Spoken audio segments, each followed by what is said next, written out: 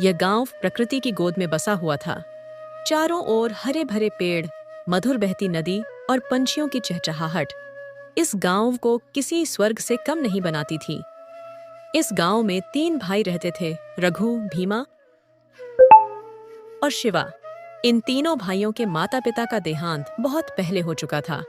माता पिता के जाने के बाद रघु सबसे बड़ा था।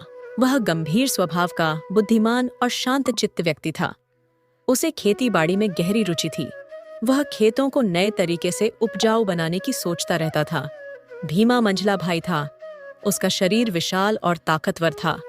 वह मेहनती था और सारे शारीरिक काम उसी के जिम्मे होते थे। शिवा सबसे छोटा था। वह चंचल, हांसमुख और स्वप्नदृष्टा था। उसे पढ़ाई और कहानियों में रुचि थी। गांव में वह बच्चों को कहानियां सुनाता और ला रखी थी पानी की कमी। गांव के पास बहती नदी धीरे धीरे सूखने लगी थी। पहले जहां नदी की लहरें खेतों को सींचती थीं, अब वहां दरारें और सूखी मिट्टी रह गई थी। लोगों ने कई लक्ष्मी, मेरी बात सुनो। मैंने सुना है कि पानी की कमी की वजह से गांव में हालात दिन ब दिन और भी बिगड़ते जा रहे हैं। पूरे गांव के लोग बहुत परेशान हैं। जंगल में 3 पहाड़ों के बीच पानी के लिए खुदाई करने को भी कोई तैयार नहीं है। गांव के बुजुर्ग सोच सोच कर बेहद चिंतित हैं। तो आपकी बात सही है। मेरे 3 बेटे हैं। मैंने उन्हें जंगल की तरफ सामान हाथ में लेकर देखा। पहाड़ों के बीच खुदाई करने के लिए भीमा और काशी को जंगल की तरफ आज मैंने खुदाई करने के लिए भेजा है। मुझे पूरा यकीन है कि मेरे बेटे जरूर गांव वालों के लिए कुछ अच्छा करेंगे। मुझे पूरा भरोसा है। मेरे बेटे ऐसे हैं जो गांव वालों को मुश्किल में नहीं देख सकते। आदमी ही खुदाई करने जाएंगे। पहाड़ों की कृपा कम हो जाती है। कहा जाता था कि इन पहाड़ों के बीच एक छिपा हुआ जल स्रोत है जो किसी महान कार्य से ही बाहर आएगा। बात सुनो, गांव में दिन ब दिन पानी की समस्या बढ़ती जा रही है। गांव के पूरे खेत सूखने लगे हैं और नदी भी दिन ब दिन घटती जा रही है। गांव वाले सभी बहुत परेशान हैं।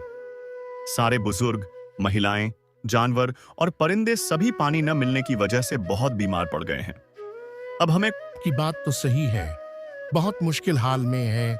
हमें उसकी मदद करनी चाहिए, वरना हम दोनों भाई पहाड़ की खुदाई करने न जाएं जंगल में, तो गांव में से भी कोई नहीं लोग जाएंगे जंगल में पानी के लिए खुदाई करने। इसलिए आप सामान उठाइए और हम चलते हैं, वरना पूरे और वे गांव इसे के मरते हुए नहीं देख सकते थे। तीनों ने कुछ सामान बांधा, गांव वालों से आशीर्वाद लिया और निकल पड़े उस रहस्यमयी जल स्रोत की खोज में। पहाड़ की चढ़ाई आसान नहीं थी। रास्ते में कांटे, जंगली जानवर, तेज धूप और थकावट उनकी परीक्षा लेने लगे। लेकिन तीनों भाई एक दूसरे का सहारा बनकर चलते रहे। पहले पहाड़ पर चढ़ परीक्षा है धैर्य की। साधु ने रघु को अलग ले जाकर पूछा, अगर तुम्हारे भाई रास्ते में थक जाएं, क्या तुम अकेले आगे बढ़ोगे? रघु ने कहा, क्या मेरी बात सुनो, अगर आपका भाई आपके साथ न जाए खुदाई करने के लिए, अस्सलाम वालेकुम कहकर अलग हो जाए, तो क्या आप अकेले जाओगे पानी की खुदाई करने? अगर आपके भाई को चोट लग गई हो और वह आपके साथ पढ़ाई करने के लिए भी नहीं आ पाए, तो क्या आप अकेले गांव वालों के लिए खुदाई करके पानी निकालोगे? बताओ।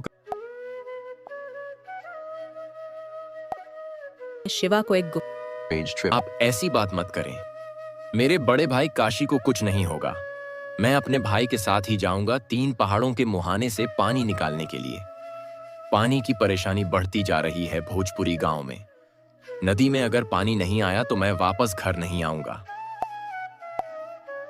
गुफा दिखी जहां से मधुर जल की ध्वनि आ रही थी, परंतु गुफा के बाहर एक चट्टान पर लिखा था, केवल सच्चे हृदय से ही यह जल प्राप्त हो सकता है। वह तीनों पहाड़ों के बीच बहती हुई गांव की ओर जाने लगी। गांव में खुशहाली लौटती है। चंद्रपुर में सब लोग हैरान थे। वर्षों बाद गांव की नदी फिर से बहने लगी थी। खेत हरे भरे हो गए, कुएं पानी से भरने लगे और लोगों के चेहरों पर मुस्कान लौट आई। जब तीनों भाई गांव लौटे, उन कुओं